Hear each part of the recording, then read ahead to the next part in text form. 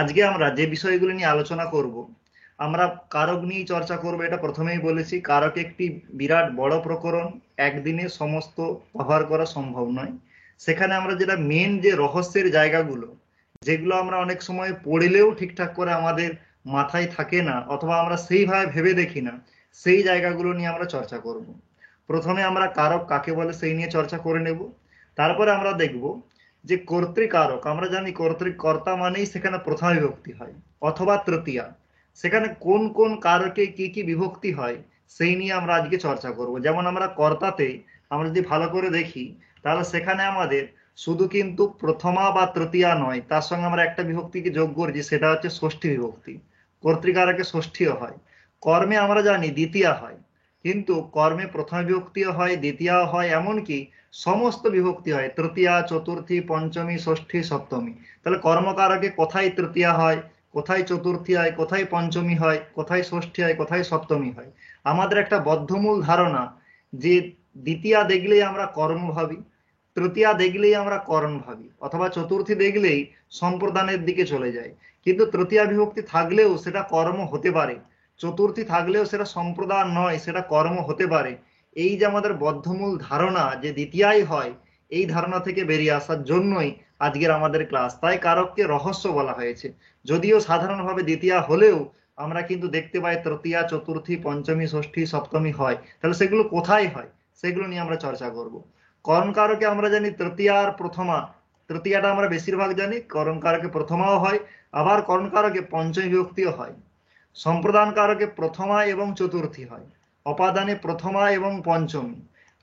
সম্প্রদান আর অপাদান মোটামুটি আমরা এইটা বিষয়ে ওয়াকিবহাল থাকলেও, অধিকরণ কারকে আবার বিষয় হচ্ছে সপ্তমী জানি, অধিকরণ কারকে সপ্তমী হয়, কিন্তু অধিকরণ কারকে তৃতীয় বিভক্তিও হয়, অধিকরণ কারকে আবার পঞ্চমী বিভক্তিও হয়। তাহলে এই পুরো বিষয়টা নিয়ে আমরা আজকে চর্চা করব, যে কোথায় আমরা যে প্রসিদ্ধ আমাদের যে বিষয়গুলো, তার বাইরেও বিভক্তিগুলো কোথায় হয়, কিভাবে হয়, কেন হয়, সেই নিয়ে আমরা আলোচনা করব। তাহলে আমরা প্রথমেই আমাদের যে প্রথম বিষয় কারক কাকে বলে সেখানে প্রবেশ করব। এইটা আমরা সকলেই যারা কারক নিয়ে একটু চর্চা করি, এই বিষয় নিয়ে আমরা সকলেই জানি যে কৃ ধাতুর সঙ্গে নুল প্রত্যয় করে আমার কি শব্দ হয়, কারক শব্দটি নিষ্পন্ন হয়। কৃ ধাতু, তার থেকে নুল প্রত্যয়, নুল প্রত্যয়ের ন আর ল ইৎসংজ্ঞা লোপ হয়ে যায়, যে বু পড়ে থাকে। সেই বুয়ের জায়গায় অক আদেশ হয়, ক্রি অক। সেখানে ক্রিয়ে রিয়ের জায়গায় বৃদ্ধি করে আর হয়, কার অক যোগ করলে কারক। এবং কারকের নপুংসক লিঙ্গ শব্দ, যেমন ফল শব্দের প্রথমাতে এক বচনে ফলম রূপ হয়, তেমন কারক শব্দের কি রূপ হয়, কারকম। অর্থাৎ কারক শব্দ থেকে সুপ্রত্যয় যোগ করলে কারকম, এটা পেয়ে যাব। তাহলে এটা গেল কারকের ব্যুৎপত্তির পাঠ। যদি অনেক সময় দুটো জিনিস হয়, একটা যে ব্যুৎপত্তি আর একটা যে নির্বচন। ব্যুৎপত্তি আর নির্বচনের মধ্যে পার্থক্য কি? ব্যুৎপত্তি মানে সেখানে প্রকৃতি প্রত্যয় কি আছে, অর্থাৎ সেখানে প্রাতিপদিকটি কি অথবা প্রত্যয়টা কি, যদি সেটা শব্দ হয়, অথবা কি হতে পারে সেখানে ধাতু কি প্রত্যয় কি, এটা হলো ব্যুৎপত্তি। আর একটা জিনিস জিজ্ঞাসা করে অনেক সময়, নির্বচন। নির্বচন মানে কিন্তু ব্যুৎপত্তি নয়, নির্বচন মানে তার অর্থ বা ডেফিনেশনকে কি বলা হয়, নির্বচন বলা হয়। তাহলে নির্বচন কি কারক শব্দে, তাহলে সেখানে বলা হয় ক্রিয়ান্বয়ী কারকম। যে কারক কাকে বলে না, ক্রিয়ান্বয়ী, ক্রিয়ার সঙ্গে যে যার অন্বয় হয় তাকেই কারক বলে, এটা আমরা জানি। আর একটা আমরা কারকের সংজ্ঞা কাকে পাই, ক্রিয়াজনকম কারকম। ক্রিয়ার যে জনক, অর্থাৎ ক্রিয়া যে উৎপাদন করে, তাকেই কারক বলে। আমরা এটাও সকলেই আমরা অবগত আছি যে ক্রিয়ান্বয়ী কারকম এটা প্রাচীন বৈয়াকরণদের মত, আর ক্রিয়াজনকম কারকম এটা নবীন বৈয়াকরণদের মত। তাহলে আমাদের এইটুকুই যথেষ্ট, এর বেশি গভীরে আমার দরকার নেই। আর এই বিষয়টা যেহেতু চর্চিত বিষয়, তাই আমি এখানে আর অধিক প্রবেশ করব না। এরপরে আমরা যে আমাদের যে মূল উদ্দেশ্য, যে আমাদের যে কর্তৃকারকে প্রথমা তৃতীয়া বাদ দিয়েও আমাদের কি বিভক্তি হয় বললাম, ষষ্ঠী বিভক্তি হয়। তাহলে এখন আমরা দেখতে পাচ্ছি যে কর্তৃকারকে প্রথমা, কর্তায় তৃতীয়া, কর্তায় ষষ্ঠী। এখানে একটা জিনিস খেয়াল করতে হবে, যে আমাদের যখনই আমাদেরকে প্রথম প্রশ্ন করা হয় যে কর্তৃকারকে কি বিভক্তি হয়, তখন আমরা প্রথমেই উত্তর দিই যে কর্তৃকারকে প্রথমা বিভক্তি হয়। এই উত্তরটা ভুল উত্তর। প্রথমেই বলি যে কর্তৃকারকে কি বিভক্তি হয়, আমরা প্রথমেই বলি যে আমার এখানে প্রথমা বিভক্তি হয় কর্তৃকারকে। যদি তোমাকে তার পরের প্রশ্ন করে যে কর্তৃকারকে প্রথমা হয়, তার সূত্র কি, যেমন কর্মকারকে আমরা দ্বিতীয়া বলি, তাহলে সেখানে সূত্র কি, কর্মণি দ্বিতীয়া। তাহলে কর্তৃকারকে প্রথমা, তাহলে তার সূত্র কি, তখন আমরা তার কোনো সূত্র বলতে পারি না। তাহলে কর্তৃকারকে প্রথমা, এই উত্তরটা আমি কেন ভুল উত্তর বললাম, তার কারণ কর্তৃকারকে যদি বলা হয় তাহলে কর্তৃকারকে তৃতীয়া বিভক্তি হয়। তার এগেনস্টে সূত্র আছে কর্তৃকরণেয় তৃতীয়া, যে কর্তৃকারক অথবা করণকারক হলে সেখানে তৃতীয়া বিভক্তি হয়। কর্তৃকারকে প্রথমা হয় তার কোনো সূত্র নেই। তাহলে এখন প্রশ্ন হবে যে স্যার এই যে আপনি বলছেন যে কর্তৃকারকে প্রথমা, এটা ভুল উত্তর, এটা কি করে ভুল উত্তর হতে পারে?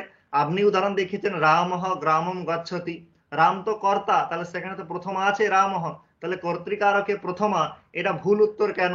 তার পিছনে কারণ হচ্ছে যে প্রথমা শুধু কর্তৃকারকে হয়, এই ধারণাটাই ভুল ধারণা। আমরা যদি ভালো করে ভেবে দেখি, কারক আমাদের কটা আছে? টোটাল কারক আছে আমাদের ছটা। কি কি আছে? কর্তা, কর্ম, করণ, সম্প্রদান, অপাদান এবং অধিকরণ। টোটাল কারক আমাদের কটা? টোটাল কারক হচ্ছে ছটা।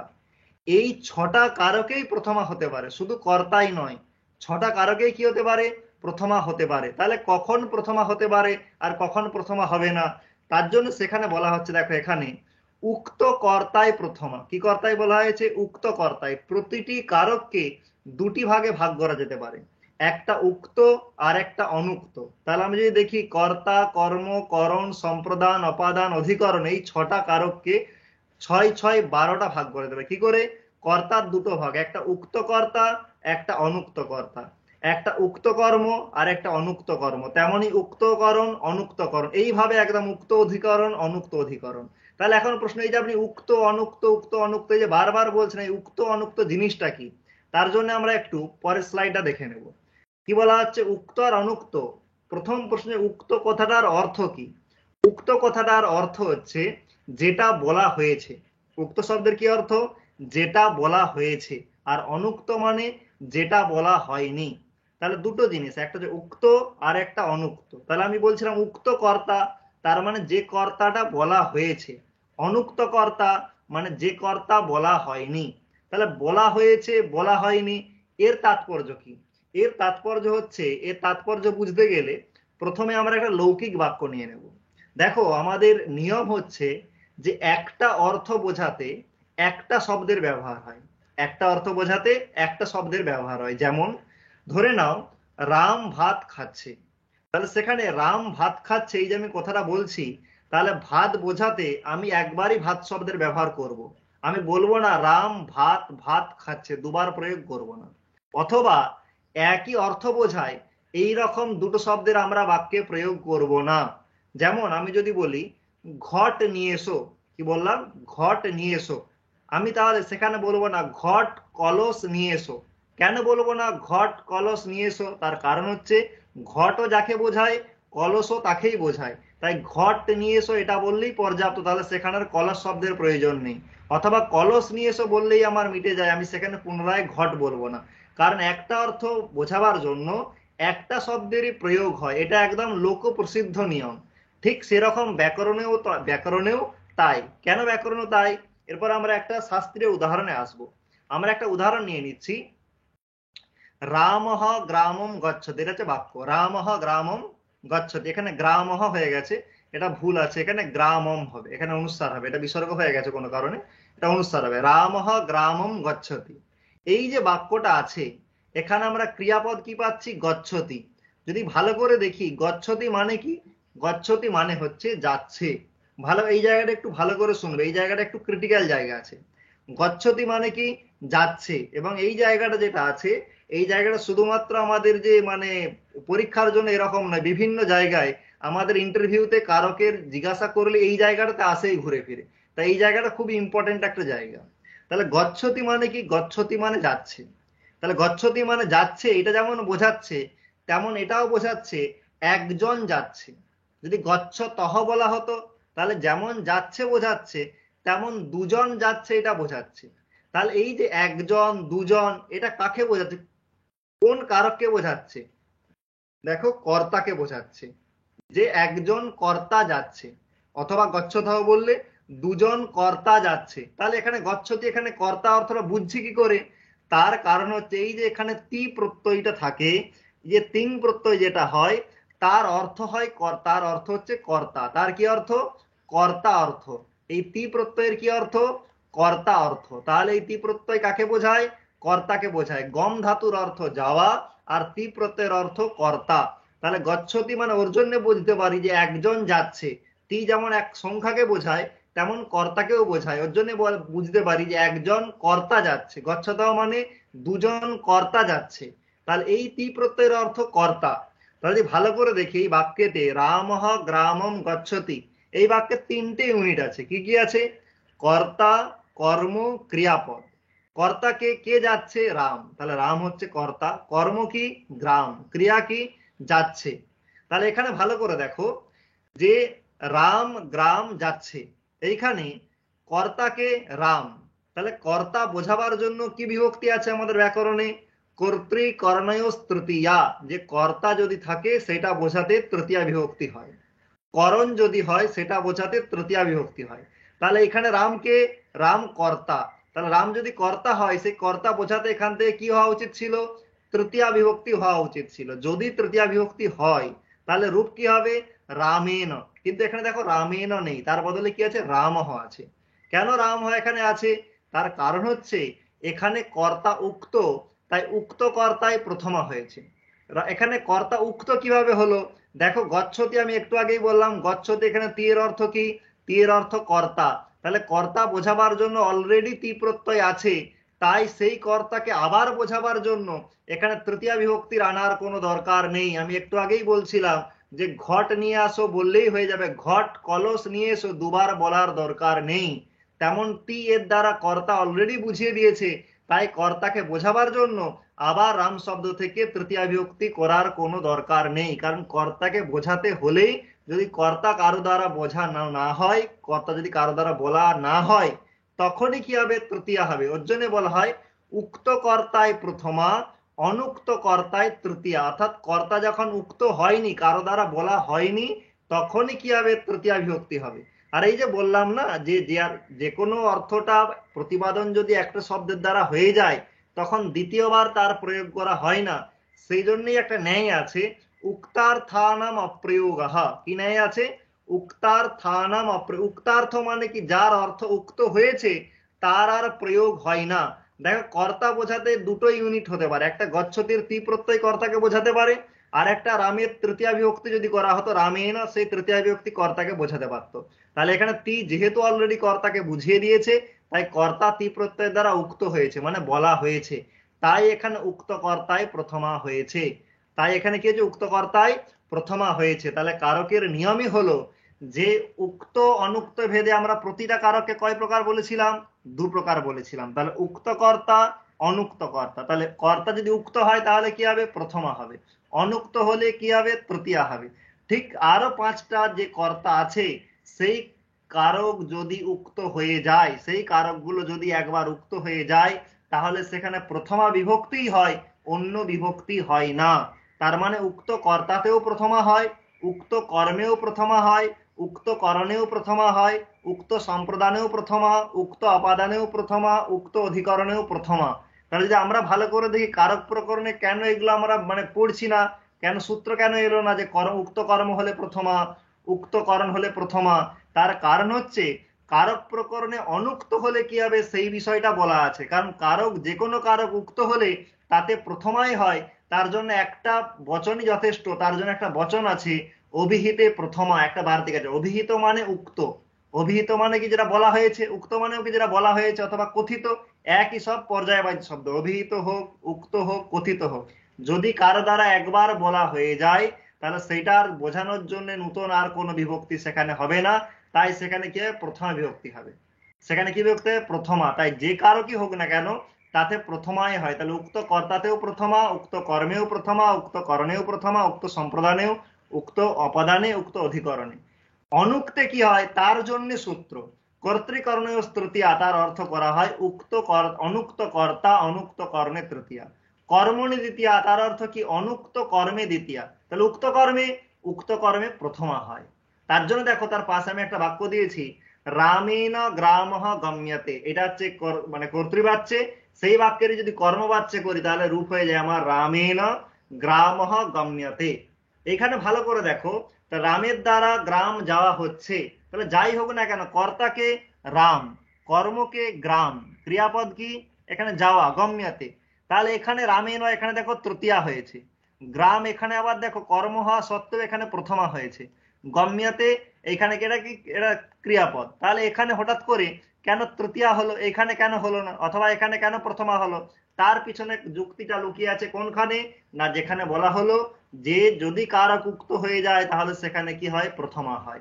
তাহলে এখানে দেখো গম্যতে যে তে প্রত্যয় আছে, সেই তে প্রত্যয়ের অর্থ কি, কর্ম। তে প্রত্যয়ের কি অর্থ, কর্ম।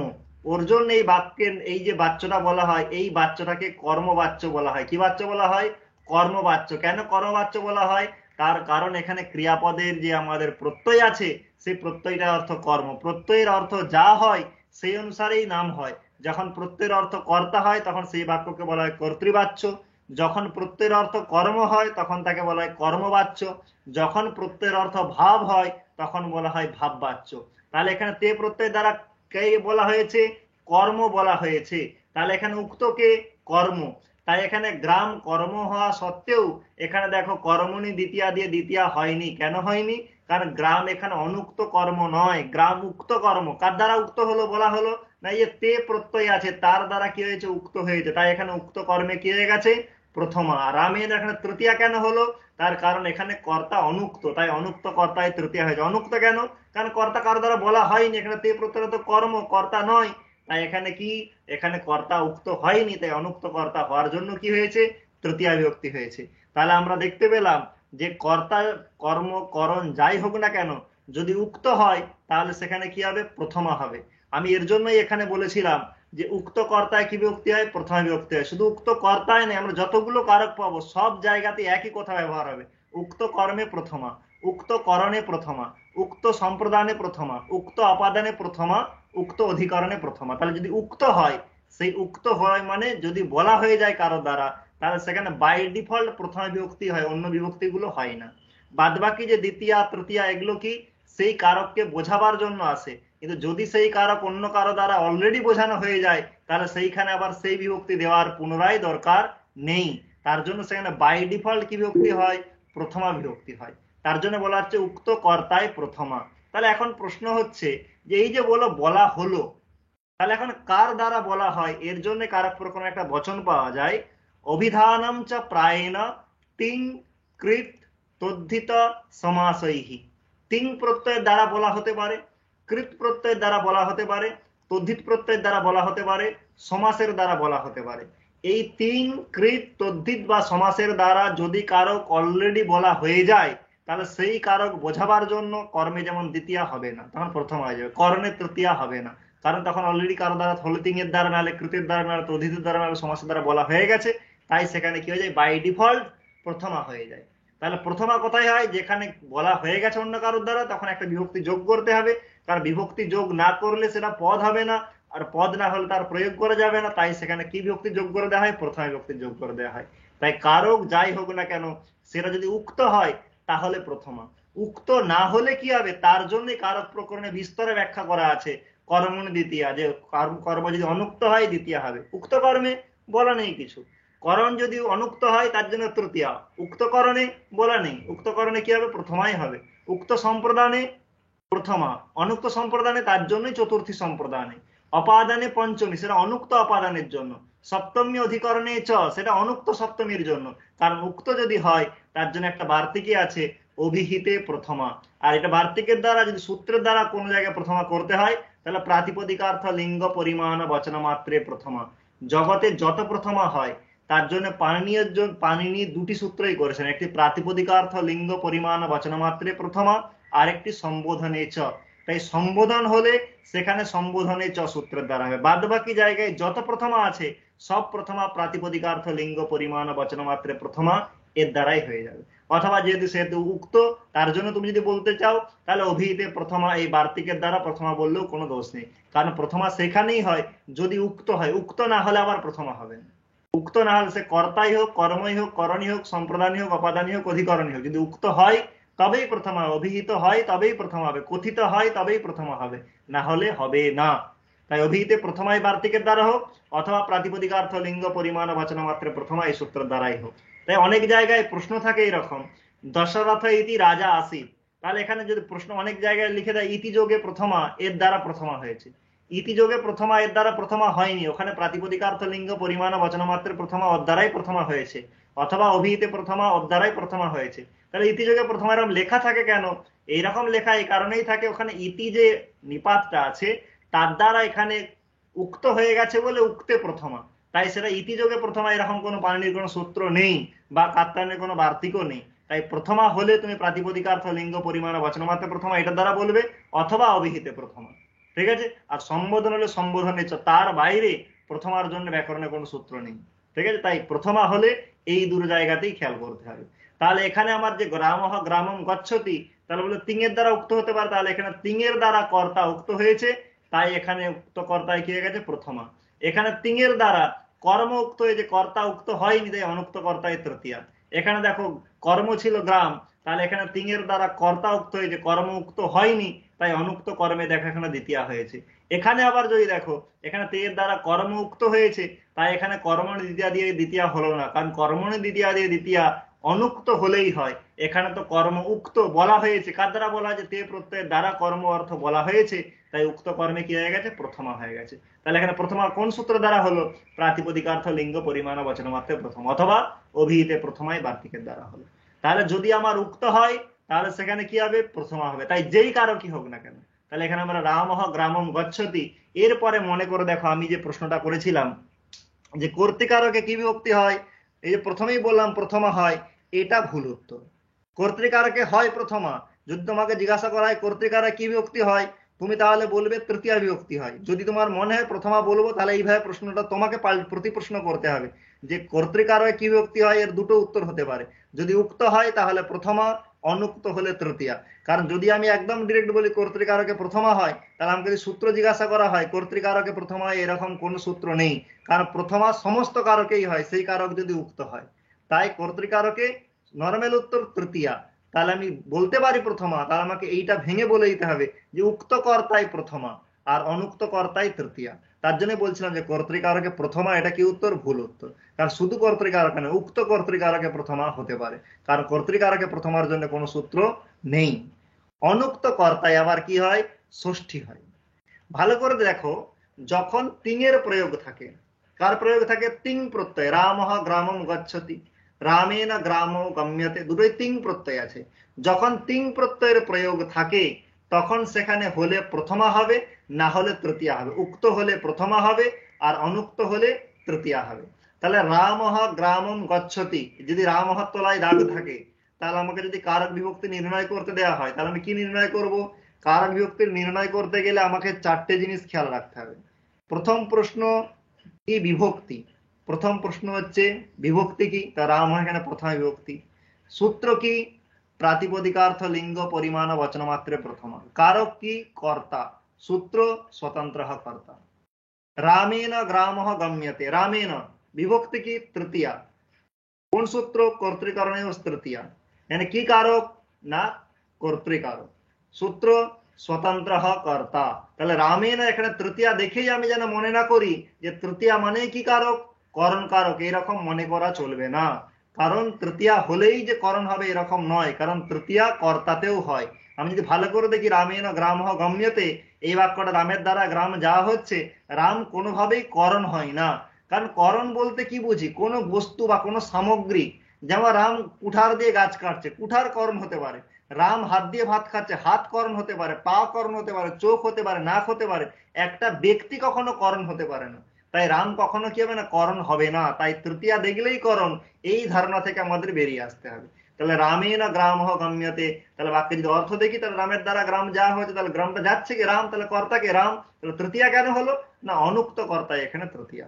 তেমনি অনুক্ত কর্তায় ষষ্ঠী হয়। যখন তিঙের প্রয়োগ থাকে তাহলে সেখানে হলে প্রথমা হবে, না হলে তৃতীয়া হবে। কিন্তু তিঙের বদলে যদি কৃত প্রত্যয়ের প্রয়োগ থাকে, অর্থাৎ কৃদন্ত শব্দ যদি হয়, যেমন গমনম অথবা গন্তব্যম, তাহলে এখানে গমনম লুট প্রত্যয় আছে, গন্তব্যে তব্য প্রত্যয় আছে। সেই জায়গাতে কৃত প্রত্যয় থাকলে সেখানে ষষ্ঠী হয়ে যায়। কি হয়ে যায়? ষষ্ঠী। সূত্র কি আছে? সূত্র আছে কর্তৃ কর্মণোহ কৃতি। যে কর্তা এবং কর্ম যদি অনুক্ত হয় এবং সেখানে যদি কৃত প্রত্যয় থাকে তাহলে সেখানে কিন্তু ষষ্ঠী হবে। তাই এখানে তৃতীয়াও হবে না, প্রথমাও হবে না, তাই এখানে সেখানে কি হয়ে যাবে, ষষ্ঠী হয়ে যাবে। দিয়ে কি হয়ে গেল, রামস্য গমনম।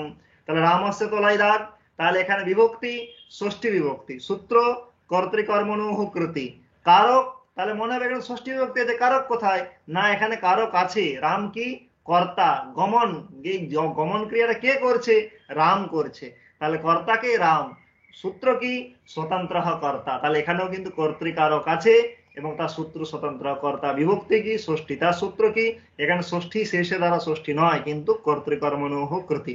আর একটা কর্তায় ষষ্ঠী বিধান করার জন্য একটা সূত্র আছে, কৃত্যানাম কর্তরি বা, যখনই কৃত্য প্রত্যয় থাকবে, কৃত্য প্রত্যয় আমরা কোনগুলো আমরা জানি, কৃত্য প্রত্যয় হচ্ছে আমাদের তব্য, তব্যাত, অনিয়র, ইয়াত, নিয়াত, কিয়াত, কেলিমর, এই প্রত্যয়গুলো যদি থাকে তাহলে সেখানে কর্তার বিকল্পে ষষ্ঠী হয়। তাই রামস্য, এই যে এখানে রামস্য আছে, এখানে বিকল্পে ষষ্ঠী হয়েছে, এখানে রামেণ গন্তব্যম এরকম প্রয়োগ হতে পারে, রামস্য গন্তব্যম এরকমও হতে পারে, কিন্তু রামস্য গমনম, গমন কিন্তু লুট প্রত্যয়ের তোমার কৃত্য প্রত্যয়ের মধ্যে পড়ে না, তাই এখানে ষষ্ঠীই হবে, এখানে তৃতীয়া হবে না। কিন্তু যদি সেটা কৃদন্ত প্রত্যয়ের মধ্যে কৃত্য প্রত্যয় হয় তাহলে সেখানে বিকল্পে, তাই রামস্যও হতে পারে, রামেণও হতে পারে, সেটা আলাদা কথা। কিন্তু রামস্য গন্তব্যম এরকম যদি থাকে তাহলে সেটা কিন্তু আমরা ধরে নিতে হবে এখানে কিন্তু কর্তায় ষষ্ঠী আছে, ষষ্ঠী সেই সূত্র দ্বারা ষষ্ঠী নয়।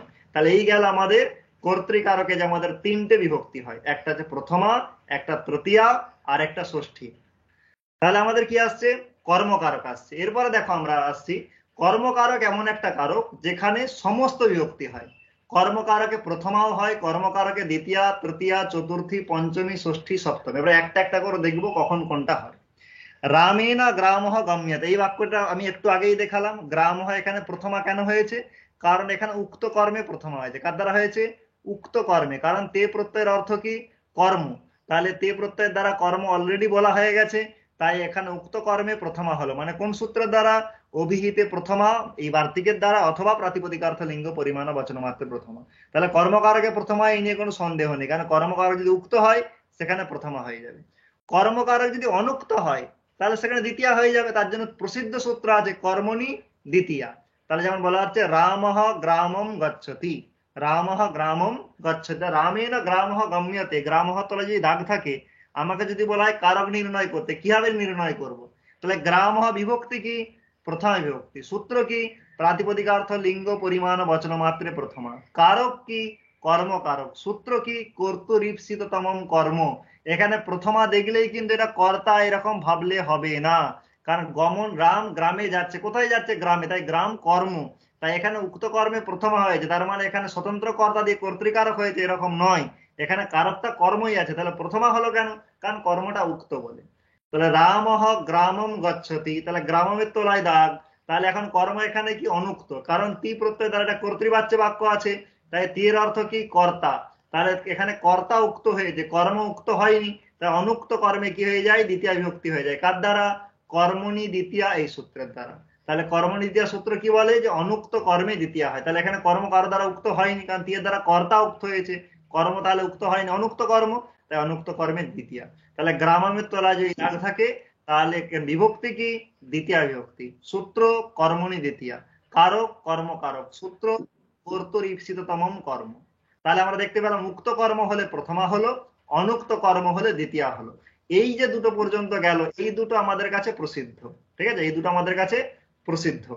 তারপরে আমাদের আসছে, এরপরে দেখো তৃতীয়া, চতুর্থী, পঞ্চমী, ষষ্ঠী, সপ্তমী, এই যে জায়গাটা, এই জায়গাটা ক্রমশ, আমি কর্মকারকের শেষে কোয়েশ্চেন নেব তখন করবে।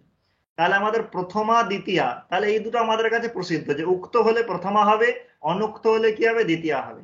তাহলে এখন তৃতীয়া কখন হয়, তাহলে কর্মকারকে দ্বিতীয়া, তার জন্য আমি যথারীতি সূত্র পেয়েছি কর্মণি দ্বিতীয়া। কর্মকারকে তৃতীয়ার জন্য একটা সূত্র আছে, সঙ্গ অন্যতরস্যাম কর্মণি, কি সূত্র আছে, সঙ্গ অন্যতরস্যাম কর্মণি।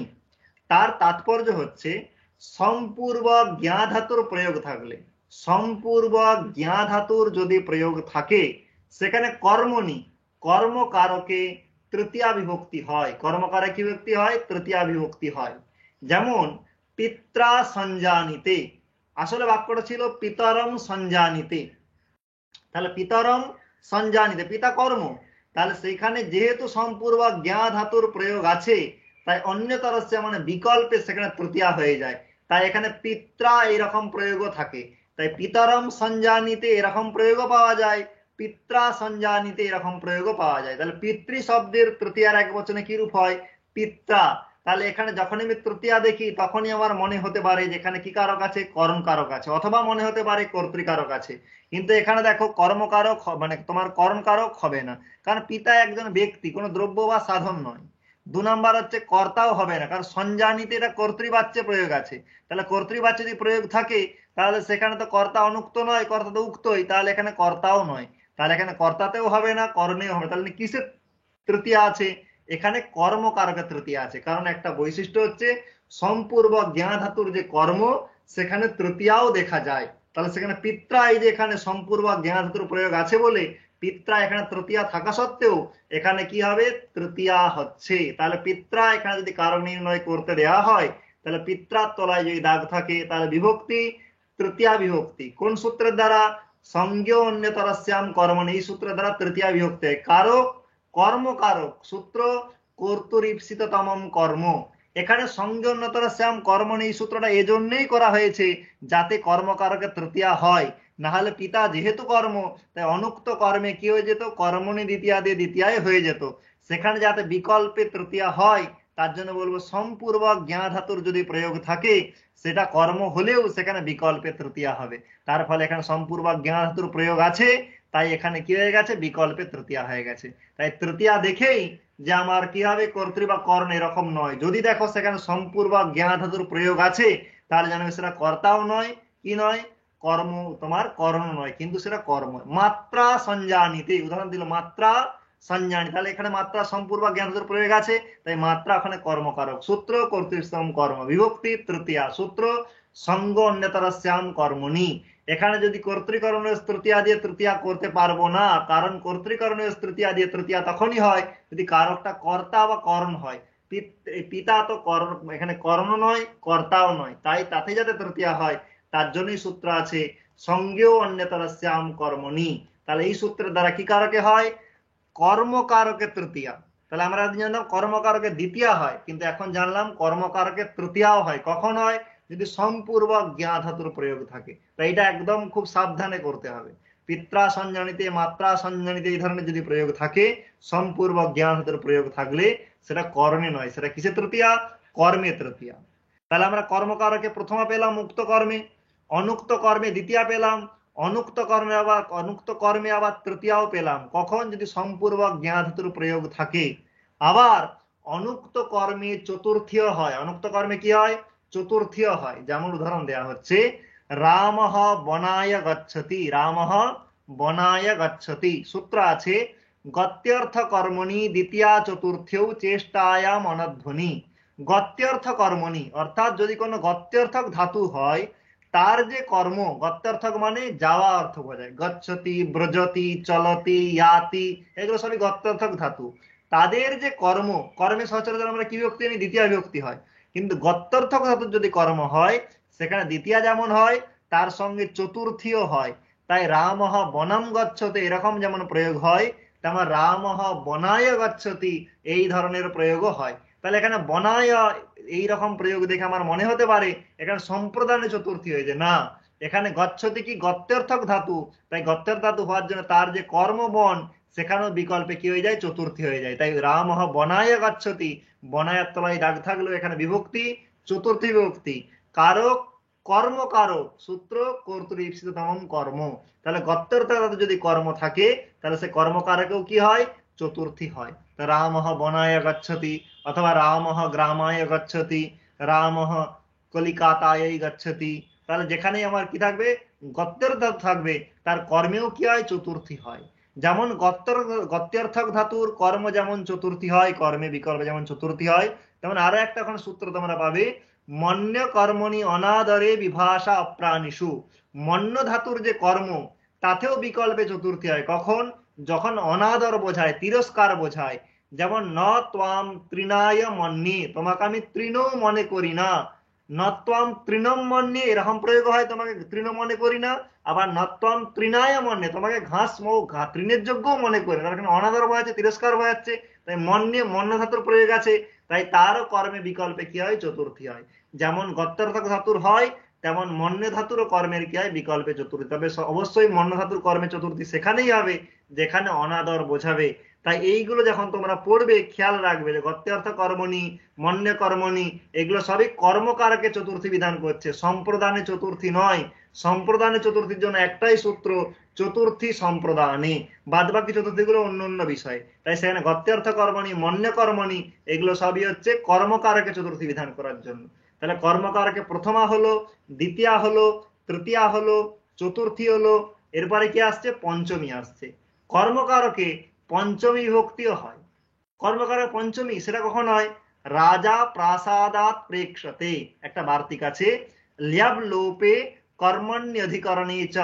কি বার্তিক আছে, ল্যাব লোপে কর্মণ্যধিকরণে চ। এই বার্তিকের কি তাৎপর্য, এই বার্তিকের তাৎপর্য হচ্ছে যখন ল্যাব প্রত্যয়ের লোপ হবে, যখন কোন প্রত্যয়ের লোপ হবে, ল্যাব প্রত্যয়ের যখন লোপ হবে, তখন তার যে কর্ম, তার কি হয়ে যাবে, পঞ্চমী হয়ে যাবে। এই যে রাজা প্রাসাদাত প্রেক্ষতে, এই যদি বাক্যটাকে আমরা ভালো করে দেখি, এই বাক্যটার তাৎপর্য হচ্ছে এরকম, রাজা প্রাসাদম আরুহ্য প্রেক্ষতে, এটা হচ্ছে আসলে বাক্যটা। ভালো করে দেখ, এখানে আরুহ্য, এখানে ল্যাপ প্রত্যয় আছে। এই আরুহ্য এর যখন প্রয়োগ করা হবে না, তাহলে এখানে রাজা কি আরোহণ করে দেখছে, প্রাসাদ আরোহণ করে দেখছে। এই আরুহ্য যে ল্যাপ প্রত্যয় আছে, তার যদি প্রয়োগ না করা হয়, তাহলে তার যে কর্ম প্রাসাদ, তার পঞ্চমী হয়ে যায়। তাই এখানে প্রাসাদাত, এখানে কর্মকারকে পঞ্চমী হয়েছে, কার দ্বারা, ল্যাব লোপে কর্মণ্য অধিকরণে চয় বার্তিকের দ্বারা। এখানে ল্যাপ প্রত্যয়ের প্রয়োগ নেই, তাই এই যে কর্ম ছিল তার কি হয়ে গেছে, পঞ্চমী হয়ে গেছে। তাহলে এখানে কিসে পঞ্চমী, কর্মণি পঞ্চমী। কোন কারকে বিভক্তি হলো তার নির্ণয় করা সব থেকে ভালো উপায়, যেই সূত্রে যার সঙ্গে সপ্তমী থাকবে সেই অর্থে প্রত্যয় হচ্ছে। যেমন ধরো কর্মণি দ্বিতীয়া, আমরা যদি ভালো করে দেখি কর্মণি দ্বিতীয়া, তাহলে আমরা যদি খেয়াল করি, তাহলে এখানে দেখো সপ্তমী কার সঙ্গে আছে, কর্মের সঙ্গে, তার মানে কর্ম অর্থে দ্বিতীয়া হচ্ছে। সংগণ্যতর শ্যাম কর্মণি তৃতীয়া হচ্ছে, কোন অর্থে, কর্মণি, কর্ম অর্থে। গত্যর্থ কর্মণি, তাহলে কর্ম অর্থে। ল্যাবলোপে কর্মণি, কর্ম অর্থে। তৃতীয়ার খেয়াল করো, কর্তৃকর্ণীয় তৃতীয়া, কর্তৃ আর করণ, এখানে তোমার কি আছে, সপ্তমীর দ্বিবচন আছে, যেখানেই সপ্তমী থাকবে সেই অর্থে। তাহলে এখানে ল্যাবলোপে কর্মণি অধিকরণে চ, তাহলে এখানে কর্মকারকেও পঞ্চমী হয়, অধিকরণ কারকেও পঞ্চমী। আমি বলছিলাম না অধিকরণ কারকেও পঞ্চমী হয়, তাহলে অধিকরণ কারক যখন আসবো তখন দেখাবো। কিন্তু এই বার্তিকের দ্বারাই কর্মকারকেও পঞ্চমী হয়, আবার অধিকরণ কারকেও পঞ্চমী হয়। আমরা কি জানি যে কর্মকারকে পঞ্চমী হয় না, শুধুমাত্র অপাদানেই পঞ্চমী হয়। কিন্তু এখানে দেখো রাজা প্রাসাদ আর প্রেক্ষতে, এখানে কি কারক, কর্মকারক। সূত্র কর্তৃপম কর্ম, বিভক্তি পঞ্চমী, কার দ্বারা, অপাদানে পঞ্চমী না, এখানে তো অপাদান নেই, তাহলে কার দ্বারা হবে, ল্যাবলোপে কর্মণ্য অধিকরণে চয় বার্তিকের দ্বারা কর্মকারক কি বিভক্তি হয়ে গেল, পঞ্চমী বিভক্তি হয়ে গেল। তারপরে কি আসছে, তারপরে আমার ষষ্ঠী আসছে। কর্মকারকে কি হয়, ষষ্ঠী হয়। কখন, ওই যে বলেছিলাম কর্তৃকর্মণ হোক কৃতি, যদি কৃতের প্রয়োগ থাকে সেখানে কর্তা হোক আর কর্ম হোক, যদি উক্ত না হয়, অনুক্ত হয়, তাহলে সেখানে কি যাবে, ষষ্ঠী হয়ে যাবে। যেমন কৃষ্ণ জগত কর্তা, এখানে ভালো করে যদি, এখানে যদি তিঙের প্রয়োগ করতো, বাক্যটা কেমন করতো, কৃষ্ণ জগৎ করতি, কি বাক্য হতো, কৃষ্ণ জগৎ করতি, তাহলে এটা হচ্ছে তিঙন্ত বাক্য। তাহলে এই করতির জায়গায় এখানে কৃধা থেকে ত্রিচ প্রত্যয় করে কি হয়েছে, কর্তা হয়েছে। কি হয়েছে, কর্তা। তাহলে এখানে কৃত প্রত্যয় আছে, তাহলে কৃষ্ণ কি করেছে, জগৎ, তাহলে কর্মকে জগৎ, তাহলে তার এখানে অনুক্ত কর্মে কি হয়ে গেছে, অনুক্ত কর্মে এখানে ষষ্ঠী হয়ে গেছে। তাহলে এখানে কর্ম অনুক্ত কেন, কারণ কর্তা এখানে ত্রিচ প্রত্যয় হয়েছে, সেটা কর্তা মানে কর্তা অর্থে হয়, কি হয়, কর্তা অর্থে। ত্রিচ প্রত্যয় কর্তা অর্থে হয়েছে, তাই এখানে কর্তা উক্ত, তাই উক্ত কর্তাই প্রথমা হয়েছে। কিন্তু তাহলে কর্তা বলা হয়েছে, কর্ম বলা হয়নি, তাই অনুক্ত কর্মে কি হয়ে গেছে, ষষ্ঠী হয়ে গেছে। কোন সূত্রের দ্বারা, কর্তৃকর্মণোহ কৃতি, এই সূত্রের দ্বারা এখানে কি হয়ে গেল, ষষ্ঠী হয়ে গেল।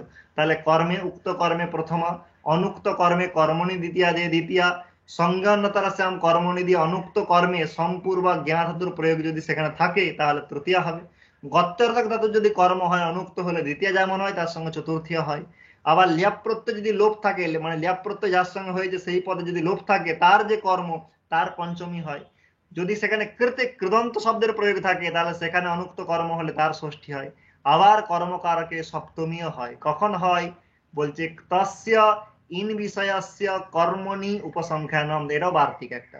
কর্মণি তার মানে এখানে কর্মকারকে, ওই যে বলে যার সঙ্গে সপ্তমী সেই অর্থে, তাহলে কর্মকারকে কি হয়, সপ্তমী হয়। কখন হয়, তস্য ইন বিষয়স্য, ত প্রত্যয় আছে তার থেকে যদি ইন প্রত্যয় হয়, এখানে যেমন আছে অধীতি, কি শব্দ আছে অধীতি, তাহলে অধীত, এটা যে ত প্রত্যয় রূপ তার থেকে ইন প্রত্যয় রূপ হয়েছে অধীতি, তাহলে ত প্রত্যয়ান্ত শব্দ থেকে যদি ইন প্রত্যয় হয় তার যে কর্ম সেখানে দ্বিতীয় না হয়ে সপ্তমী হয়ে যায়। তার জন্য এখানে অর্থ এখানে কি হয়ে গেছে ব্যাকরণে অধীতি। এটা যদি আমি তবত প্রত্যয় দিয়ে যদি বাক্যটা করতাম তাহলে আমার কি রূপ হতো, ব্যাকরণম অধীতবান, কি হতো ব্যাকরণম অধীতবান, কিন্তু এখানে অধীতবান না হয় অধীতি এরকম প্রয়োগ আছে, তাই তার যে কর্ম ব্যাকরণ সেখানে কি বিভক্তি হয়ে গেল, সপ্তমী বিভক্তি হয়ে গেল। ব্যাকরণে তলায় যদি দাগ থাকে তাহলে সেখানে কারক কি, কর্মকারক। সূত্র কর্তৃস্থান কর্ম, বিভক্তি কি সপ্তমী, কি সূত্র, সূত্র নেই, বার্তিক। তস্য ইন বিষয়স্য কর্মণি উপসংখ্যানম, এরকম অধীতি, এই ধরনের অধীতি গৃহীতি এই ধরনের যদি প্রয়োগ থাকে তাহলে সেখানে কর্মের সপ্তমী হয়ে যায়। ব্যাকরণে অধীতি মানে সে ব্যাকরণ পড়েছে, ন্যায়ে অধীতি মানে সে ন্যায় পড়েছে, মীমাংসায়াম অধীতি মানে সে মীমাংসাম অধীতবান, তাহলে সেখানে কর্মে কি হয়ে গেছে সপ্তমী। তাহলে দেখো কর্মকারকে যেমন প্রথমা হয়, যেমন দ্বিতীয় হয়, তেমনি তৃতীয়া, চতুর্থী, পঞ্চমী, ষষ্ঠী, সপ্তমীও হয়। ঠিক আছে, তাহলে কর্মকারে কি কি হয় আমরা সেগুলো দেখলাম। বেশ, তাহলে আমরা দেখলাম কর্মকারকে আমাদের কি কি হলো। এরপরে আমরা আসছি করণ কারকে। তাহলে আমরা জানি যে যে কোনো কারক আমি বলেছিলাম উক্ত হলেই সেখানে কি হবে, প্রথমা হবে। তাহলে সেখানে প্রথমে বলা হচ্ছে করণ কারকে প্রথমা, তার মানে এক কথায় বললে উক্ত করণে প্রথমা। তারপরে কি আসছে করণ কারকে তৃতীয়া, তার মানে অনুক্ত করণে তৃতীয়া। তারপরে কি আসছে করণ কারকে পঞ্চমী, দেখো করণের তৃতীয়া হয় জানি, কিন্তু করণ কারকে পঞ্চমীও হয়, কি বিভক্তি হয়, পঞ্চমী বিভক্তিও হয়। তাহলে কর্ণকারকে প্রথমা, এটাকে প্রথমে আমরা দেখে নেব। তাহলে কখন হয় বললাম, যদি উক্ত হয়, উক্ত মানে যদি বলা হয়েছে, কার কার দ্বারা বলা হতে পারে, তিঙের দ্বারা, কৃতের দ্বারা, তদ্ধিতের দ্বারা, সমাসের দ্বারা। এখানে উদাহরণ হচ্ছে স্নানীয়ম চূর্ণম, কি আছে স্নানীয়ম চূর্ণম। তাহলে এখানে যদি আমরা স্নানীয়মটা দেখি, যে স্নানীয়ম এর বিগ্রহ হচ্ছে স্নাতি অনেন, যার দ্বারা স্নান করা হয়, তাই কি বলা হয় স্নানীয়ম, যার দ্বারা কি করা হয় স্নান করা হয় তাকেই বলা হয় স্নানীয়ম। আচ্ছা তোমরা একটু মিউট করে রাখবে, যদি মানে না থাকে একটু মিউট করে রাখবে তোমরা। প্রিয়াঙ্কা মন্ডল একটু মিউট করবে।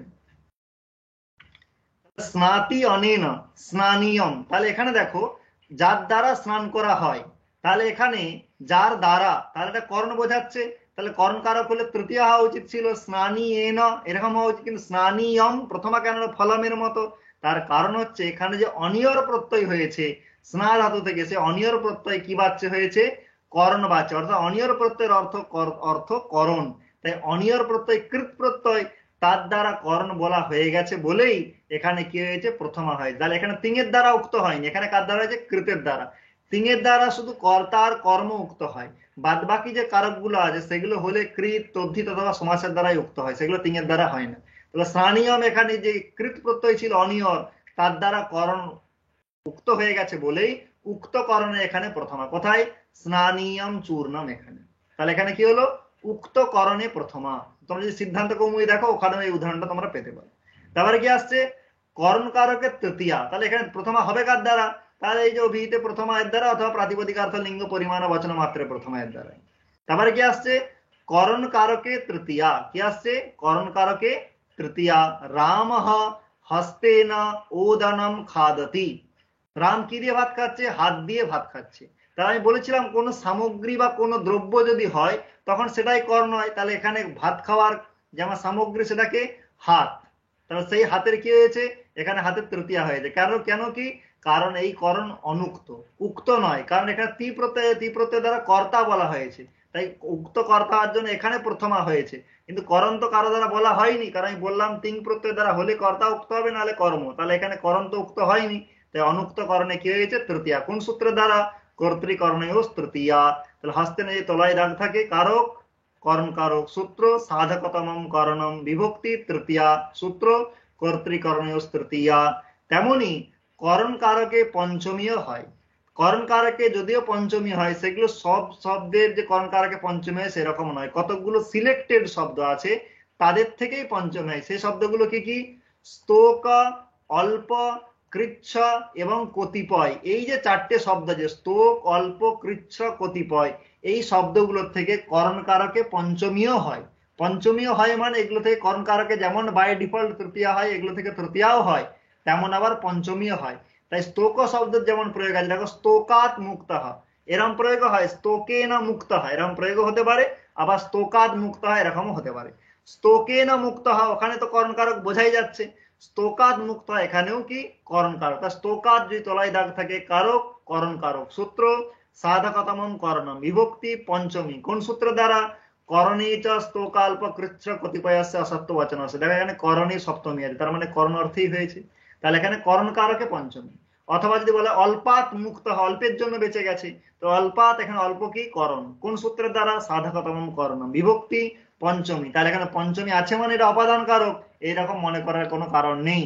যদি সেখানে স্তোক শব্দ, অল্প শব্দ, কৃচ্ছ শব্দ আর কতিপয় শব্দ থাকে, তাহলে সেখানে জানবে করণে পঞ্চমী হয়েছে, সেটা অপাদানে পঞ্চমী নয়। তাহলে এখানে একটা সব থেকে সুবিধা হচ্ছে এই চারটে শব্দ যদি আমার মাথায় থাকে, তাহলে আমার কোনো কনফিউশন হওয়ার জায়গা নেই। এই চারটে শব্দ যদি থাকে তাহলে সেখানে কিসে পঞ্চমী হয়েছে? করণ কারকে পঞ্চমী হয়েছে। তাহলে স্তোকাদ মুক্ত, এখানে আমরা তাহলে কারক বিভক্তি নির্ণয় করা শিখলাম। তাহলে আমরা দেখলাম করণে প্রথমাও হয়, করণে তৃতীয়াও হয়, করণে পঞ্চমীও হয়। তারপরে কি আসছে? তারপরে আমাদের সম্প্রদান আসছে। তাহলে সম্প্রদান কারকে প্রথমাটা একটু আছে, চতুর্থীটা আমরা সকলেই জানি যে অনুক্ত যদি সম্প্রদান হয় তাহলে সেখানে চতুর্থী সম্প্রদানের সূত্রের দ্বারা চতুর্থী বিভক্তি হয়। যেমন রাজা বিপ্রায় গাম দদাতি, তাহলে রাজা বিপ্রায় গাম, এখানে দদাতি যে তিং প্রত্যয় আছে, তিং প্রত্যয়ের দ্বারা কর্তা উক্ত হয়েছে, কর্তাকে রাজা, তাই সেখানে রাজা প্রথমা থাকে, রাজ্ঞা এখন তৃতীয়া হয় না। কিন্তু সম্প্রদান তো উক্ত নয়, তাহলে সম্প্রদানকে বিপ্র, তাই তার সেখানে অনুক্ত সম্প্রদানে চতুর্থী সম্প্রদানে দিয়ে কি বিভক্তি হয়? চতুর্থী বিভক্তি হয়ে গেছে। আর সম্প্রদান কারকে যদি অভিহিত হয় বা উক্ত হয় তাহলে সেখানে প্রথমা হবে। যেমন উদাহরণ হচ্ছে দানীয়ঃ বা দানীয়ঃ বিপ্রহ। দানীয়ঃ তার অর্থ কি? দিয়াতে অস্মৈ, যার উদ্দেশ্যে দেওয়া হয়, তাহলে দিয়াতে অস্মৈ, তাহলে উদ্দেশ্যই চতুর্থীর অর্থ। তাহলে এখানে উদ্দেশ্য বোঝালে এখানে সম্প্রদানে চতুর্থী সম্প্রদানে চতুর্থী হওয়া উচিত ছিল, কিন্তু কেন চতুর্থী হলো না? তার কারণ এখানে যে অনিয়র প্রত্যয় হয়েছে, সেই অনিয়র প্রত্যয় কি অর্থে হয়েছে? সম্প্রদান অর্থে হয়েছে। তাই অনিয়র এই কৃত প্রত্যয় দ্বারা সম্প্রদান উক্ত হয়ে গেছে, তাই উক্ত সম্প্রদানে এখানে কি হয়ে গেছে? প্রথমা হয়ে গেছে। যদি এখানে অনিয়র প্রত্যয় সম্প্রদান অর্থে না হতো তাহলে কিন্তু এখানে চতুর্থী রূপ হয়ে দানিয়া আয়। তা দানিয়া আয় রূপটা কেন হলো না? তার কারণ এখানে কৃত প্রত্যয় যে অনিয়র তার দ্বারা কি হয়ে গেছে? এখানে সম্প্রদান উক্ত হয়ে গেছে, তাই উক্ত সম্প্রদানে এখানে কি বিভক্তি? প্রথম বিভক্তি। আর এখানে চতুর্থী কেন হলো? কারণ এখানে সম্প্রদান উক্ত নয়, এখানে সম্প্রদান অনুক্ত, তাই অনুক্ত সম্প্রদানে কি হয়? চতুর্থী বিভক্তি। তাহলে এখানে বলার মতো বিশেষ কিছু নেই, এগুলো আমরা সকলেই জানি। আবার অপাদান কারকও একই, এখানেও বেশি কিছু বলার নেই। অপাদান কারকে কি হয়? প্রথমা। কোন অপাদানে? উক্ত অপাদান। আমি বলেইছিলাম উক্ত সমস্ত কারকে প্রথমা, তাহলে অপাদান, ওই জন্য বলছিলাম কর্তৃকারকে প্রথমা, এটা ঠিক নয়, সমস্ত কারকেই প্রথমা হয়। অপাদান কারকেও কি হয়? প্রথমা। সেটা যদি কি হয়? উক্ত হয়। আর অনুক্ত হলে তাহলে তো সেখানে অপাদানে পঞ্চমী দিয়ে পঞ্চমী বিভক্তি হয়, সেখানে কোনো কথাই নেই। যেমন মেঘাত বৃষ্টি পততি, তাহলে তি প্রত্যয় দ্বারা কর্তা উক্ত হয়েছে, তাই বৃষ্টি হচ্ছে কর্তা। কিম পততি বৃষ্টি, তাই এখানে কর্তা উক্ত হয়, এখানে প্রথমা হয়েছে। তাহলে উক্ত কে নয়? অপাদান। কোথা থেকে বৃষ্টি পড়ছে? মেঘ থেকে। তাহলে যেহেতু অনুক্ত অপাদান, তাই সেখানে অপাদানে পঞ্চমী দিয়ে কি হয়ে গেল? পঞ্চমী বিভক্তি হয়ে গেল। কিন্তু যদি উক্ত হতো তাহলে প্রথমা হতো। যেমন ভীমহ, ভীমহ এখানে কেন? এখানে বিভেতি অস্মাৎ, যার থেকে ভয় পায় তাকে ভীম বলে। তাহলে যার থেকে, তাহলে এখানে অপাদান আছে, তাহলে অপাদান এখানে ভীমাত কেন হলো না? তার কারণ এখানে ভি ধাতু থেকে যে ম প্রত্যয় হয়, সেই ম প্রত্যয় একটি কৃত প্রত্যয়, এবং সেটি হয় অপাদান অর্থে, অর্থাৎ ম প্রত্যয়ের দ্বারা, ম প্রত্যয়ের অর্থই অপাদান, তাহলে ম প্রত্যয়ের দ্বারা অপাদান উক্ত হয়ে গেছে, তাই উক্ত অপাদানে এখানে প্রথমা হয়েছে। নাহলে এখানে কি হতো? ভীমাত এরকম প্রয়োগ হতো। ভীমাত কেন হলো না? তার কারণ এখানে কৃত প্রত্যয় যে ম প্রত্যয়, তার দ্বারা এখানে কি হয়ে গেছে? উক্ত হয়ে গেছে, তাই এখানে উক্ত অপাদানে পঞ্চমী। ঠিক আছে, তাহলে আমাদের উক্ত অপাদানে পঞ্চমী, অনুক্ত অপাদানে পঞ্চমী। তারপরে আমাদের যেটা আসছে অধিকরণ কারক। এইখানে আমাদের অধিকরণ কারকের সপ্তমী যেটা, সেটা আমরা সকলেই জানি। তার সূত্র কি আছে? সপ্তমী অধিকরণে চ। তাহলে যদি অধিকরণ যদি উক্ত না হয় তাহলে সেখানে কি বিভক্তি হবে? সপ্তমী বিভক্তি হবে।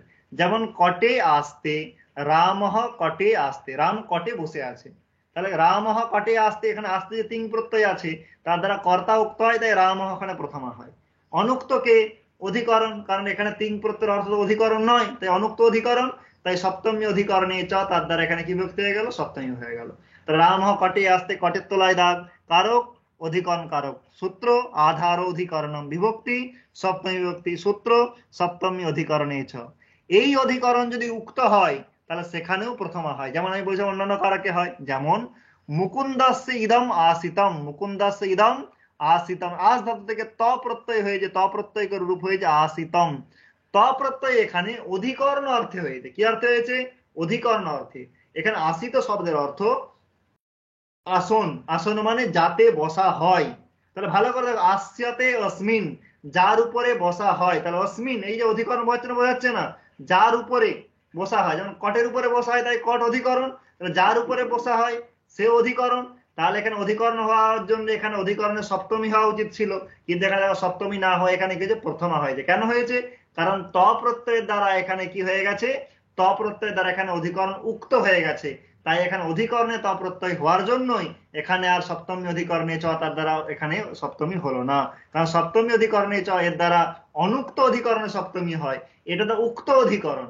কার দ্বারা উক্ত? এখানে কৃত প্রত্যয় যে ত প্রত্যয়, নিষ্ঠা প্রত্যয় ত তবতু, তার মধ্যে ত প্রত্যয়, তার দ্বারা এখানে উক্ত হয়ে গেছে। কে উক্ত হয়ে গেছে? অধিকরণ। তাই এখানে উক্ত হয়ে যাওয়ার জন্য এখানে কি হয়েছে, উক্ত অধিকরণে প্রথমা হয়েছে। তাহলে আমি বলেছিলাম যে সমস্ত উক্ততেই প্রথমা হয়, তাহলে আমরা উক্ত কর্তাতে প্রথমা দেখলাম, উক্ত কর্মে প্রথমা দেখলাম, উক্ত কর্মে দেখলাম স্নানীয়ম, উক্ত সম্প্রদানে দেখলাম দানীয়, উক্ত অপাদানে দেখলাম ভীমহ, উক্ত অধিকরণে দেখলাম আসিতম। এই উক্তর উদাহরণগুলো একটু মনে রাখবে, অনেক সময় জিজ্ঞাসা করে, কারণ এগুলো একটু, যদি আমরা কর্তা কর্মটা প্রসিদ্ধ হলেও করণ সম্প্রদান অপাদান অধিকরণ এগুলো সচরাচর আমরা পাই না। একটু খুঁজলে পাওয়া যায় কিন্তু সচরাচর আমরা পাই না, তাই এগুলো একটু রাখতে হয়, এগুলো অনেক সময় জিজ্ঞাসা করে নেয়। তাহলে উক্ত অধিকরণে কি হয়, প্রথমা কোথায়, যেমন মুকুন্দস্য ইদম আসিতম, এখানে কিসে হয়েছে না ত প্রত্যয়টা অধিকরণ অর্থে হয়েছে, ত প্রত্যয় দ্বারাই অধিকরণ বলা হয়ে গেছে, তাই আবার অধিকরণ বোঝানোর জন্য এখানে সপ্তমী বিভক্তি করা হয়নি। তাহলে এটা পর্যন্ত ঠিক ছিল। এরপর যেটা আসছে অধিকরণ কারকের তৃতীয়া বিভক্তি, আরেকটা কি অধিকরণ কারকে পঞ্চমী বিভক্তি। অধিকরণ কারকে পঞ্চমী বিভক্তি এটা যে হবে, এটা আমি আগেই বলেছিলাম। কখন বলেছিলাম? যখন ল্যাবলোপে কর্মণ্য অধিকরণে চ এটা পড়িয়েছিলাম, তখনই সেখানেই বলেছিলাম যে ল্যাব প্রত্যয়ের যদি লোপ হয় তাহলে সেখানে কি হয়, তাহলে সেখানে আমার কি হয়ে যায় না, সেখানে আমার পঞ্চমী এবং কর্মতেও হয়, অধিকরণেও হয়। এখানে যদি বাক্যটা দেখি, আসনে উপবিশ্য প্রেক্ষতে, এটা হচ্ছে আমার বাক্য, আসনে উপবিশ্য প্রেক্ষতে। তাহলে এখানে ল্যাব প্রত্যয় কি ছিল, উপবিশ্য, তার কি হয়ে গেছে, এখানে লোপ হয়ে গেছে। তাই এখানে যে আমার কি ছিল, অধিকরণ ছিল, কোথায় বসে থাকে, আসনে বসে, তাহলে আসন অধিকরণ, তাই সেখানে অধিকরণে সপ্তমী না হয়ে অধিকরণে কি হয়ে গেছে, পঞ্চমী হয়ে গেছে, আসনাৎ প্রেক্ষতে। তাহলে দেখো কখন কর্মে পঞ্চমী হচ্ছে আর কখন অধিকরণে হচ্ছে, এটা একটা কনফিউশন হতে পারে। তার কনফিউশনে দূর করার জন্য এই জিনিসটা তোমাদের জেনে রাখতে হবে, যদি যেখানে ল্যাব প্রত্যয়ের উদ্ধার করা হচ্ছে, যার বলা হচ্ছে, সেটা যদি অকর্মক ধাতু হয়, উপবিশ্য অকর্মক ধাতু, তাহলে সেখানে অধিকরণে পঞ্চমী। আর যদি সেটা সকর্মক ধাতু হয় তাহলে সেখানে কর্মে পঞ্চমী হয়। এখানে যে অর্থ করা হতো আসনম আরুহ্য প্রেক্ষতে, তাহলে কিন্তু কর্মে পঞ্চমী হয়ে যেত। তাহলে এটা কিসের উপর নির্ভর করছে, কোন ল্যাব প্রত্যয়ের উদ্ধার করা আছে তার উপরে। তাহলে আসনাৎ প্রেক্ষতে এটা কিসের উদাহরণ, অধিকরণে পঞ্চ, তাহলে আসনাৎ এখানে কি কারক, অধিকরণ কারক, সূত্র আধার অধিকরণম, বিভক্তি পঞ্চমী, সূত্র নেই, বার্তিক আছে, কি আছে, ল্যাব লোপে কর্মণ্য অধিকরণে চ, তাহলে এখানে কি হলো, অধিকরণ কারকে পঞ্চমী বিভক্তি হলো। তেমনি অধিকরণ কারকে আবার তৃতীয়া বিভক্তিও হয়, যেমন মূলেন আবাহয়ে দেবীম, মূলেন আবাহয়ে দেবীম, অধিকরণ কারকে একটা সূত্র আছে, নক্ষত্রে চ লুপি। আমরা প্রথমের দিকটা কারক প্রকরণে যত ভালো করে পড়ি, শেষের দিকটা আমরা ততটা ধৈর্য ধরে আর পড়ি না। এখানে একটা সূত্র আছে, নক্ষত্রে চ লুপি। নক্ষত্র মানে কি, নক্ষত্র মানে আমাদের যে কালবাচক যে শব্দ আছে তার মধ্যে একটা নক্ষত্রও ধরা হয়, যেমন জন্মের তারিখ যেমন ধরা হয়, কোন নক্ষত্রে জন্ম হয়েছে। তাহলে নক্ষত্র মানে হচ্ছে একটা বিশেষ কালকে বোঝায়। তাহলে সেই কালবাচক যদি সেই নক্ষত্র শব্দ থাকে, তাহলে সেখানে যেমন নক্ষত্র যে মূলা নক্ষত্র, সেই মূলা নক্ষত্র থেকে যখন কি হয়েছে, এটা কালবাচক এবং এটা নক্ষত্রবাচক শব্দ, তাই সেখানে অধিকরণ কারকে তৃতীয়া হয়েছে। কি কি কারকে, অধিকার। এখানে মূলে না, এখানে দেখেই তৃতীয়া দেখেই আমার কি মনে হবে, তাহলে আমার তৃতীয়া দেখেই আমার মনে হতে পারে এখানে আমার কর্ণ কারকে অথবা কর্তৃকারকে তৃতীয়া আছে, কিন্তু না, মূলা যেহেতু কি নক্ষত্রবাচী শব্দ, তাই এখানে অধিকরণ কারকে হয়েছে। কিসে হয়েছে? অধিকরণ। যেমন অথবা শ্রবণ নক্ষত্র আছে, তাহলে যেমন শ্রবণীন বিসর্জয়ে দেবীম, তাহলে শ্রবণ নক্ষত্র, তাই শ্রবণীন ওখানে যে তৃতীয়া আছে সেটা করণেও নয়, কর্তাতেও নয়, কর্মেও নয়, কিন্তু অধিকরণে তৃতীয়া। তাহলে তৃতীয়া যেমন কর্তায় হয়, যেমন কর্মে হয়, যেমন করণে হয়, তেমন অধিকরণেও হয়। যেমন মূলে না আবা হয়ে দেবীন, মূলে না এখানে মূলা নক্ষত্রের যে কাল, সেই কালকে বোঝে। তাহলে এটা যেহেতু নক্ষত্রবাচক এবং কালবাচক শব্দ, তাই তার থেকে অধিকরণ কারকে তৃতীয়া হয়েছে। সূত্র কি? নক্ষত্রে চ লুপি। তাহলে মূলে না এখানে তলায় দাগ থাকে, তাহলে এখানে কারক, অধিকরণ কারক। সূত্র আধার অধিকরণম, বিভক্তি তৃতীয়া বিভক্তি, সূত্র, তাহলে এখানে কর্তৃকরণের তৃতীয়া দিয়ে তৃতীয়া হতো না, কারণ তার দ্বারা তো কর্তায়ের করণে তৃতীয়া হয়। তাহলে তার জন্যই সূত্র করা হয়েছে নক্ষত্রে চ লুপি। তাহলে যেখানে নক্ষত্রবাচক শব্দ থাকবে তার থেকে কি হয়ে যাবে? অধিকরণ কারকে তৃতীয়া হয়ে যাবে। তাই এখানে মূলে না, এখানে কিসে তৃতীয়া হয়েছে? অধিকরণে তৃতীয়া হয়েছে। এই যেগুলো আমি দেখালাম এগুলো সবই হচ্ছে এক্সেপশনাল জায়গা কারকের। এই জায়গাগুলো আমরা সচরাচর কি করি না, খেয়াল করি না। তাই মনে হতে পারে তাহলে এত যদি জটিল হয় তাহলে আমরা বুঝবো কি করে? তোমাদের জটিল জায়গাগুলোই আমি সহজ করে বলবার চেষ্টা করলাম। এই জায়গাটা যদি তোমরা বুঝে যাও, বাদ বাকি কারক হচ্ছে কোনো, সেখানে আর কোনো কনফিউশন নেই। যত কনফিউশন এই জায়গাগুলো, শুধুমাত্র কনফিউশনের জায়গাগুলোই আজকে চর্চা করব বলেই আমাদের শীর্ষকের নাম ছিল কারক, তাতে রহস্য এবং তার সমাধান। এগুলোই রহস্য, যে তাতে শুধুমাত্র যে তথাকথিত যে বিভক্তিগুলো শুধু সেগুলোই নয়, তাছাড়াও আরো বিভক্তি হতে পারে। তাহলে আমার পক্ষ থেকে এতটুকুই। সকলকে আমার পক্ষ থেকে ধন্যবাদ। এরপরে যদি তোমাদের কোনো প্রশ্ন থাকে জিজ্ঞাসা করতে পারো, আমি উত্তর দেব। নক্ষত্রে চ লুপি, এই সূত্রটা যদি আমরা দেখি, তাহলে যদি নক্ষত্রবাচক যদি শব্দ থাকে, ওখানে লুপি একটা পদ আছে, ওখানে আরেকটু কিছু বক্তব্য আছে, জটিল হয়ে যায় বলে আমি বিষয়টা একটু অ্যাভয়েড করার চেষ্টা করছিলাম। যদি প্রশ্ন করেছো, যারা যেটা বুঝে গেছো, যদি বুঝতে নাও চাও কোনো ব্যাপার নেই, কিন্তু যদি একটু ডিপে বুঝতে যাও তাহলে একটু আরো এখানে গল্প আছে। কি গল্প আছে? নক্ষত্রবাচক শব্দ থেকে, যেন মূলা নক্ষত্র, তার থেকে কালবাচক একটা প্রত্যয় হয়, অন প্রত্যয় হয়। কি প্রত্যয়? নক্ষত্রে না যুক্ত কালহ। সেই অন প্রত্যয় যখন লুপ হয়ে যায়, লুপ মানে লোপ, তাহলে সেই যখন লুপ যখন হয়ে যায় তখন সেখানে কি হয়ে যায়? অধিকরণে সপ্তমী না হয়ে তৃতীয়া হয়। তাহলে এখানে মূলে না, এটা মূলা আসলে কোনো নক্ষত্রকে বোঝাচ্ছে না, নক্ষত্রের দ্বারা সেই কালকে বোঝাচ্ছে। তাহলে নক্ষত্রবাচক হয়েও যদি কোনো কাল বিশেষকে বোঝায়, তাহলে আমরা জানি অধিকরণ কোনো কাল হয়। তাহলে সেই রকম নক্ষত্রবাচী যদি কালাধিকরণ হয়, তাহলে সেখানে অধিকরণ কারকে সপ্তমী না হয়ে কি হয়? তৃতীয়া হয়। মানে সেখানে সপ্তমী হয়, বিকল্পে হয়। মূলে আবাহয়ের দেবী এরকম বলতে পারো, মূলে না আবাহয়ের দেবী এরকম বলতে পারো, কিন্তু আমার বলাটা ব্যাপার তো নয়। আমার যে কারক বিভক্তি নির্ণয় আছে মূলে না, তখন আমার কিন্তু এখানে তৃতীয়াটা কিসে হয়েছে? অধিকরণে হয়েছে। সপ্তমীও হতে পারে, কিন্তু বিকল্পে তৃতীয়া বিধান করে। কার দ্বারা? নক্ষত্রে চ লুপি। তাহলে এইটুকুই খেয়াল রাখবে, যদি কোনো নক্ষত্রবাচক শব্দ হয়, সেটা মূল, শ্রবণ অথবা তোমার রোহিণী, এই ধরনের যদি নক্ষত্রবাচক শব্দ হয়, তাহলে সেখানে অধিকরণ হলে, সেখানে যদি তৃতীয়া হয়, তাহলে সেটা অধিকরণ কারকেই হয়েছে, এবং সেটা অবশ্যই অনুক্ত। ঠিক আছে।